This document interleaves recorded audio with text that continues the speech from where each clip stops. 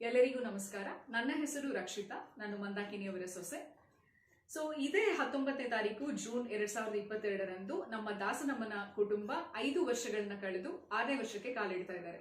ಇದೇ ಸಂದರ್ಭದಲ್ಲಿ ನಾವು ಅವರಿಗೆ ಶುಭಾಶಯಗಳನ್ನ ಹೇಳ್ತಾ, ಹೀಗೆ ಒಳ್ಳೊಳ್ಳೆ ಹಾಡುಗಳನ್ನ ಕೇಳಿಸ್ತಾ ಹೇಳ್ತಾ ಒಳ್ಳೊಳ್ಳೆ ದಾಸರುಗಳ ಬಗ್ಗೆ ನಮಗೆ ಪರಿಚಯ ಮಾಡಿಸ್ತಾ ನಿಮ್ಮ ಈ ಒಂದು ತಂಡ ಏನಿದೆ ಅದು ಹೀಗೆ ಮುಂದುವರ್ಕೊಂಡು ಹೋಗ್ಲಿ ಕಾಲಾಂತರಕ್ಕೂ ಅಂತ ನಾವು ಆಶಿಸುತ್ತೇವೆ.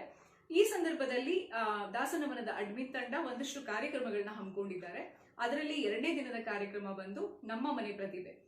ಈ ಕಾರ್ಯಕ್ರಮದಲ್ಲಿ ನಮ್ಮ ಮನೆಯಲ್ಲಿ ಇರುವಂತಹ ಪ್ರತಿಭಾವಂತ ವ್ಯಕ್ತಿ ಬಗ್ಗೆ ನಾವು ಅವರ ಹವ್ಯಾಸಗಳ ಬಗ್ಗೆ, ಅವರ ಸಾಂಸ್ಕೃತಿಕ ಚಟುವಟಿಕೆಗಳ ಬಗ್ಗೆ, ಅವರ ವೈಯಕ್ತಿಕವಾದ ಜೀವನದ ಬಗ್ಗೆ ಸ್ವಲ್ಪ ತಿಳ್ಕೊಳ್ಳುವಂತ ಅವಕಾಶವನ್ನ ಕಲ್ಪಿಸಿಕೊಟ್ಟಿದ್ದಾರೆ.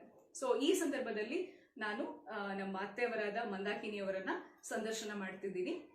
ಅಮ್ಮ, ಈ ಕಾರ್ಯಕ್ರಮಕ್ಕೆ ನಿಮಗೆ ಸ್ವಾಗತ. ಅಮ್ಮ ಹೇಳಿ, ಈಗ ನಿಮ್ಮ ಬಾಲ್ಯದ ದಿನಗಳು, ಯಾವುದೇ ಒಬ್ಬರ ಸಂದರ್ಶನ ಮಾಡ್ಬೇಕಾದ್ರೆ ಅವರ ಬಾಲ್ಯದಿಂದ ನಾವು ಶುರು ಮಾಡ್ತೀವಿ, ಅವರು ಹುಟ್ಟಿದ್ದು ಬೆಳೆದಿದ್ದು. ನಿಮ್ಮ ಬಾಲ್ಯ ಹೇಗಿತ್ತು, ಎಲ್ಲಿ ನೀವು ಜನಿಸಿದ್ದು, ಅದ್ರ ಬಗ್ಗೆ ಸ್ವಲ್ಪ ಹೇಳಿ. ದಾಸನಮನದ ಎಲ್ಲ ತಂಡದವರಿಗೂ ನಮಸ್ಕಾರಗಳು. ನಾನು ಹುಟ್ಟಿದ್ದು ಬೆಳೆದಿದ್ದು ಪದವಿಯನ್ನು ಪಡೆದದ್ದು ಹುಬ್ಬಳ್ಳಿಯಲ್ಲೇನೆ. ನಮ್ಮ ತಂದೆಯವರು ರೈಲ್ವೇದಲ್ಲಿ ಕೆಲಸ ಮಾಡ್ತಿದ್ರು. ಹಾಗಾಗಿ ನಮ್ಮ ರೈಲ್ವೇದೆಲ್ಲ ಒಂದು ಫ್ಯಾಮಿಲಿ ಅನ್ನೋ ಥರ ಒಂದು MTS ಕಾಲನಿ ಅಂತ ಒಂದು ಕಾಲನಿ ಇತ್ತು. ನಾವೆಲ್ಲ ಥರದ ಜಾತಿ ಧರ್ಮ ಅನ್ನೋ ಇದು ಇರಲಿಲ್ಲ. ಎಲ್ಲ ಥರದ ಮುಸ್ಲಿಂ ಆಗಿರ್ಬೋದು, ಹಿಂದೂ ಆಗಿರ್ಬೋದು, ಕ್ರಿಶ್ಚಿಯನ್ ಆಗಿರ್ಬೋದು, ಎಲ್ಲ ಒಂದೇ ಒಂದು ಕುಟುಂಬದವರು ಅನ್ನೋ ಭಾವನೆಯಿಂದ ಆ ಕಾಲನಿ ನಮ್ಮದು ಆ ಥರ ಬೆಳೆದಿತ್ತು. ಹಾಗಾಗಿ ನಮ್ಗೆ ಈಗಲೂ ಆ MTS ಕಾಲನಿ ಅಂದರೆ ಸಾಕು, ಅಷ್ಟು ಎಲ್ಲಿಲ್ಲದ ಹುಮ್ಮಸ್ಸು ನಮ್ಗೆ ಈಗಲೂ ಬರುತ್ತೆ. ಮತ್ತು ನನಗೆ ಹೇಳಬೇಕು ಅಂದರೆ ಸಿಂಗಲ್ ಆಗಿ ಹಾಡುವಂಥ ಸ್ಟೇಜ್ ಮೇಲೆ ಹೋಗಿ ಹೇಳುವಷ್ಟು ಧೈರ್ಯ ಇರಲಿಲ್ಲ.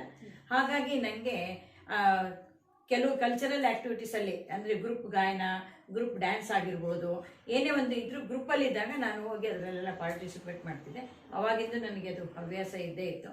ಬಟ್ ನಮ್ಮ ಕಾಲೋನಿಯಲ್ಲಿ ಹೇಗಿತ್ತು ಅಂದರೆ ಪ್ರತಿಯೊಂದು ಫಂಕ್ಷನಲ್ಲೂ ಒಂದೊಂದು ಆಟಗಳನ್ನಾಗಲಿ ಅಥವಾ ಹಾಡಿನ ಕಾರ್ಯಕ್ರಮ ಆಗಲಿ, ಡ್ಯಾನ್ಸ್ ಆಗಲಿ, ಈ ಥರದ್ದೆಲ್ಲ ಇದ್ದೇ ಇರ್ತಿತ್ತು. ನಾನು ಅದರಲ್ಲೆಲ್ಲ ಪಾರ್ಟಿಸಿಪೇಟ್ ಮಾಡ್ತಾನೆ ಇದ್ದೆ, ಅಂದರೆ ಗುಂಪು ಗಾಯನದಲ್ಲಿ ಮಾತ್ರ. ಹಾಗಾಗಿ ಈಗ ಆಮೇಲೆ ನಾ ಕರೆಂಟಾಗಿ ಹೇಳಬೇಕು ಅಂದರೆ ಈಗಿನ minister, central minister Prahlad Joshi, ಆಮೇಲೆ ಲೇಟ್ ಅನಂತಕುಮಾರ್, ನಾವೆಲ್ಲ ಒಂದೇ ಗ್ರೂಪಲ್ಲಿ ಬೆಳೆದವರು, ಒಂದೇ ತಟ್ಟೆಯಲ್ಲಿ ಊಟ ಮಾಡಿದವರು. ಈಗಲೂ ನಮ್ದೆಲ್ಲ ಹೇಗಿದೆ ಬಾಂಧವ್ಯ ಅಂದರೆ, ನಾವು ಈಗಲೂ ಹುಬ್ಬಳ್ಳಿಗೆ ಹೋದರೆ ಅವರು ಅಕಸ್ಮಾತ್ ಅವನು ಹುಬ್ಬಳ್ಳಿಯಲ್ಲಿದ್ದರೆ ಅವನನ್ನು ಮೀಟ್ ಮಾಡೋ ಸಂದರ್ಭ ನಮಗೂ ಸಿಗುತ್ತೆ. ಅವನು ಹೇಳ್ತಾನೆ, ನಮ್ಮ ಜೊತೆ ಓದೋರು ಅಂದ್ಬಿಟ್ಟು ಫ್ರೀ ಆಗಿತ್ತು ಅಂದರೆ ನಮ್ಮನ್ನು ಕರೆದು ಮಾತಾಡ್ಸೋದು ಅದೆಲ್ಲ ಮಾಡಿ